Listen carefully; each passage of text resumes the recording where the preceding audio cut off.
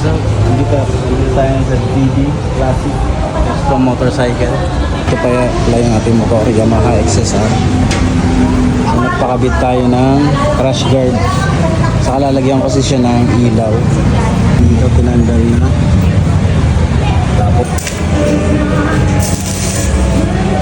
So what's up mga tol, it's TV again. So samahan nyo nga ako ngayon papunta ng Taytay Rizal kasi magpapagawa tayo ng crash guard o lalagyan ng ilaw na malaki. So kung sakali man ay tayo pala magkakaroon ng kauna-unahang design na ganon, yung para bang sa Triumph, sa mga Triumph na bracket. So dito tayo ngayon, on the way tayo sa Taytay Rizal. So buti na lang may Google Map tayo. Tapos dito tayo dinaan ni Google Map. So sinundan ko lang to. At ito finally, heto na. Sabi niya 1 minute na lang. Andito na tayo sa DBS Classic Custom Motorcycle. So napanood ko kasi si Ride with GPL. Dito siya nagpagawa ng crash guard niya sa kanyang bagong motor, second hand na motor na Royal Enfield. So dito magtatanong muna tayo kasi tumigil na yung Google Map.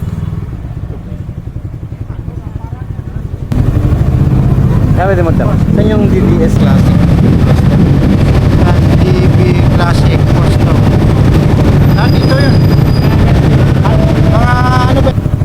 Para DB Classic. Dito, di ba? Ito. Thank you. So dito nga sa mga pinagtatanungan ko ay hindi nila alam.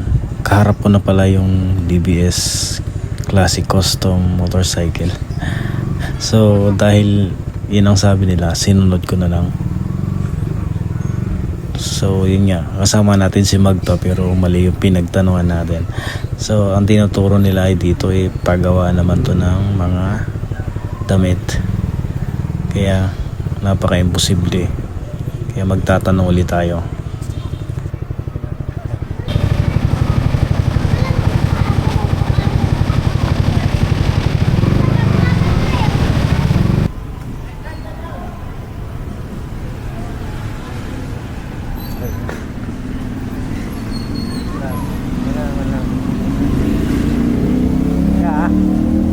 Dito yung DB Classic. Dito yung DB Classic. DB Classic. DB Classic.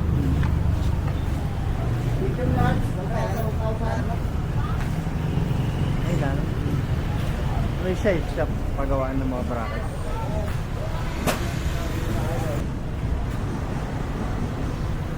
Nulit ko mag Google Map tapos nagtanong-tanong at umikot ako. Yun pa, napansin ko. Dito pala yun, DBS Classic. So pinasok ko na. Doon ako nagtanong sa kabila kanina pero hindi nila alam ito. Kasi yun nga, obvious naman. Paano magkakaroon dito bintahan to ng mga damit kaya mahirap hanapin. Napakahirap. So hindi mo mapagkakamalan na pagawaan dito ng mga bracket. Kaya yun nga, magtanong tayo kahit mali yung una natin pinagtanungan. Siyempre magtanong pa rin tayo. Basta kasama natin si Magta ay matatagpuan din natin yung hinahanap natin. So yun lang. So finally, DBS. Tagong-tago pala yung lugar na to. Kaya hirap makita.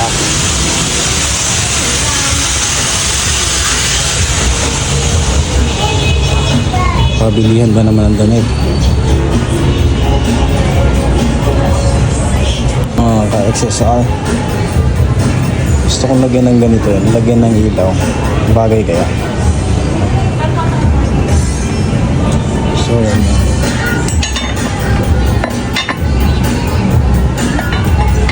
Puputulan pa. Kailangan ng ganito. Gusto ko may lalagyan ng ilaw.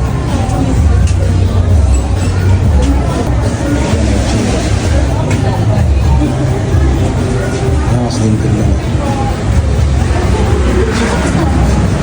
natin sa Yamaha XSR natin.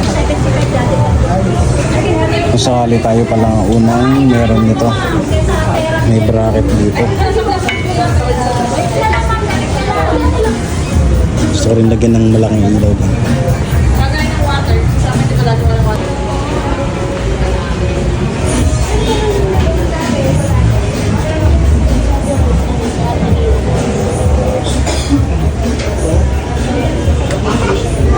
So, dito tayo sa paggawa ng bracket.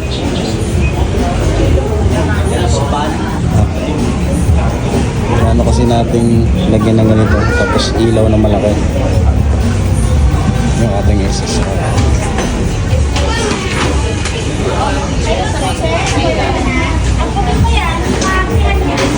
So, na yung itsura niya. Na-excite ako sa ating SSR.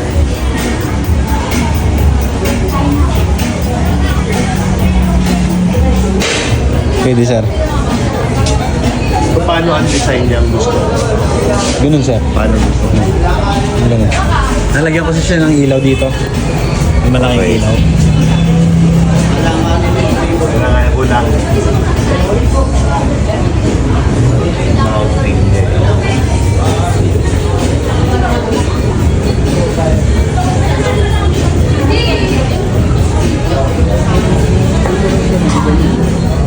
Parang ganun po.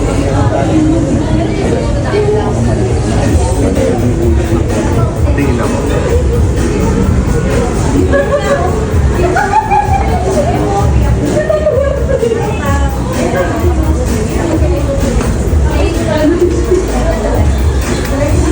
Atin mo na lang. Atin mo na lang. Ayaw nga pala. Oh. Kasi yung kabila. Yung kabila. Ano. Tapos makatahabang. Kapala na lang makatahabang. Tapos hanggang dito lang tayo. Wait, saan natin to? Hanggang dito lang tayo. Like silangan na.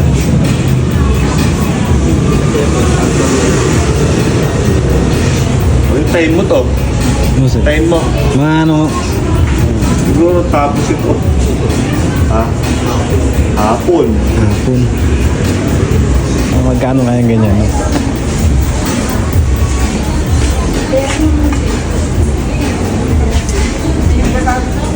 Kahit hanggang ano. Kahit hanggang 3.5. 3.5. Mura na yun. Angelito. Ito na naka-schedule. Kaya nga. Sayang ang punta mo. Timing nga eh. Sakto lang.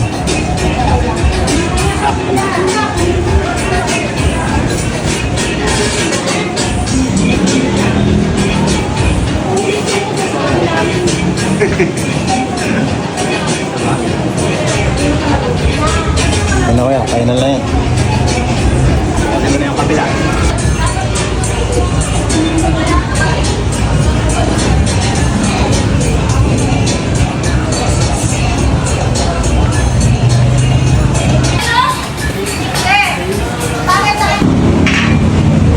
Yun.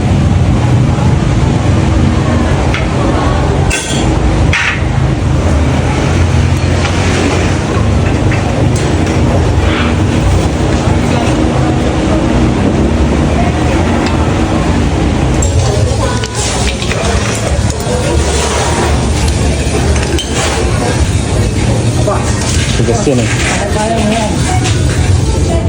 Yun.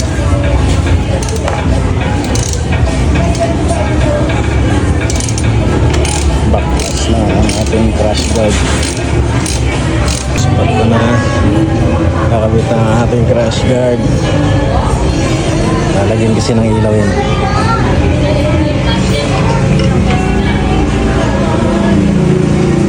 Mas kaya ang dating yan. After.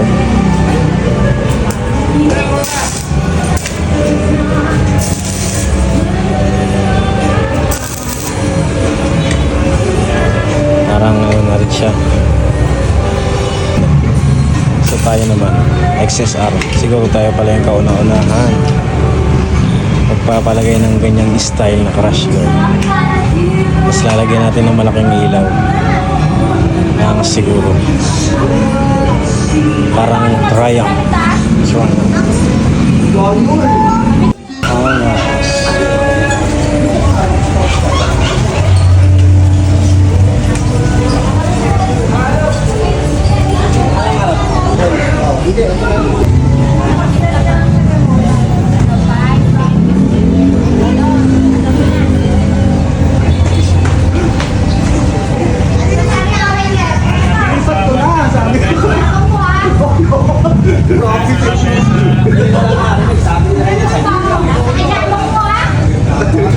Inaway sa Rainier eh, no? Kung kailan nilipat, tsaka inaway eh, no? Talaga, ano naman sila sabi ni Ate Din yun. Hindi naman sila sabi ni Ate Din. Ah, wala lang siya lakas ng loob. Lord, kung hindi mo sabi kayo, no? Ba't di mo masabi? So what's up? Dito tayo sa DD Classic Custom Motorcycle. So ito pala yung ating motor, Yamaha XSR. So nagpakabit tayo ng crash guard. Saka lalagyan ko kasi siya ng ilaw na malaki. Dito banda. Siguro ako pa lang yung naka XSR na may crash guard na ganito. Parang sa Triumph ba?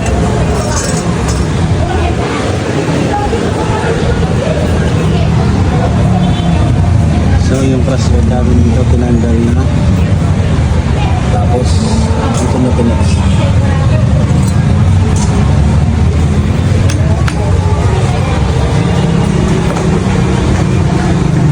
Lalagyan kasi natin ng ilaw yan. Yung ganito, yung malaki.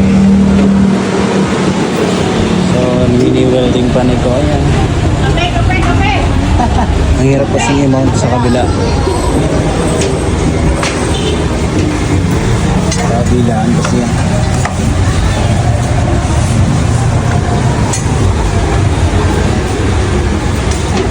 So kung gusto nyo magpagawa ng ganyan, magpa-schedule kayo, message nyo lang yung page nila. Kasi minsan marami silang customer. Buti ako ngayon, Sabado, timing na wala silang customer. Mas maganda magpa-reserve. Chat nyo yung GC nila, DB Custom Motorcycle Classic. So yun nga, binibunta ni Kuya yung bracket.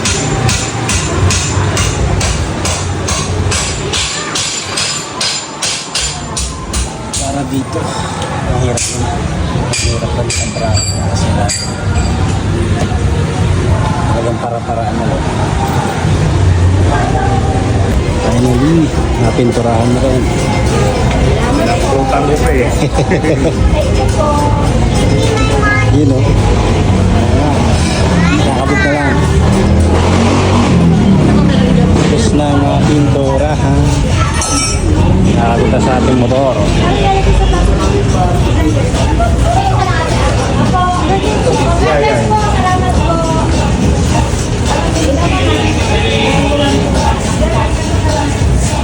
Ako mag-ahawak. Parang ano tong manubela mo? Bitin. Bitin? Ba? Sakto naman. Oh, ito. Ah, yan. Parang bitin. Nakalabas yung ano, goma. Nakalabas.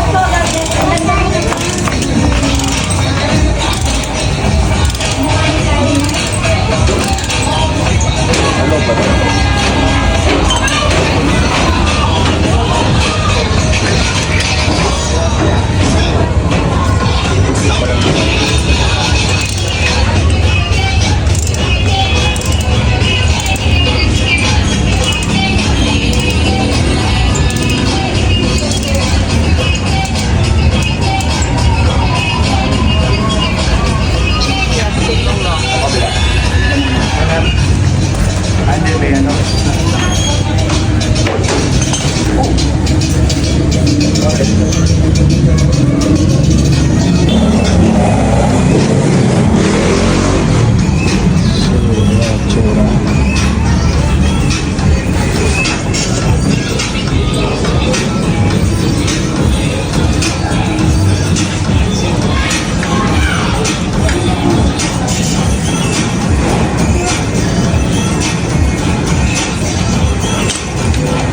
Nakutan pa kasi.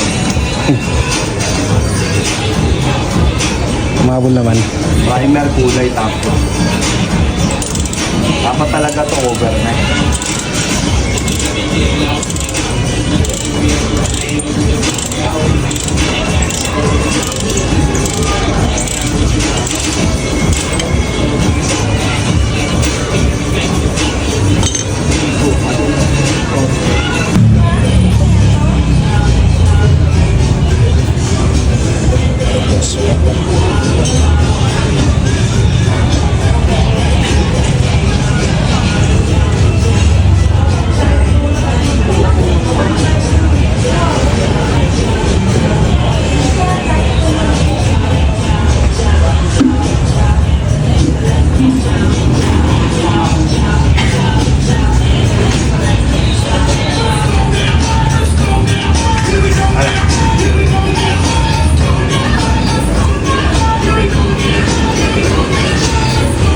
Ay, teka. Try ko. Yes. Lego.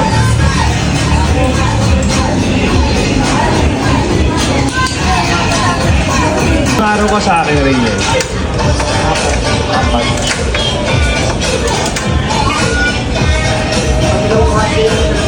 Oo, tapos.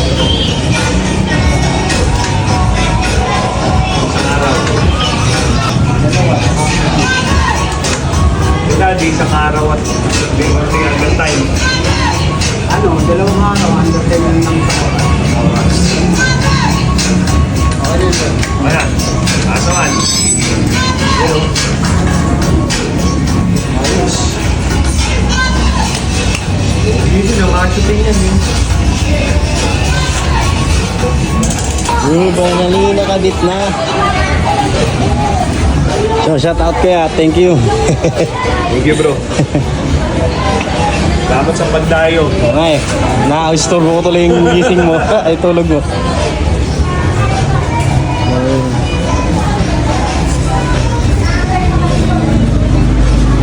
Ayan na, ang bracket natin. Kakabitan natin ng ilaw.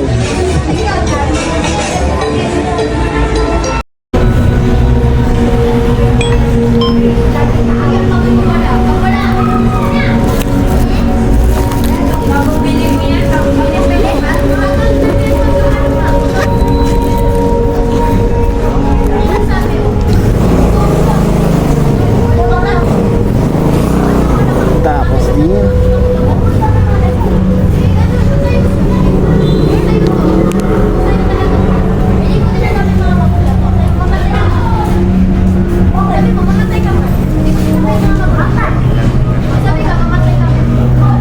Punta. Sa accessor. Dati yung motor, Talaga, stock yan. dati yung motor star ko. Motor Star. Yun yung ano, binild ko rin siya na Motor ano, Star ano? yung 155. Ibinild ko rin siya ano, classic. Okay na to. Tapos to lumabas. Tama. Ito na. Binenta ko na yun. Kasi laki na niya yung 700 eh. Oo nga eh. Halos kasi laki na eh. Napagkakamalan niya kuya. Oo, laki yung... Yeah.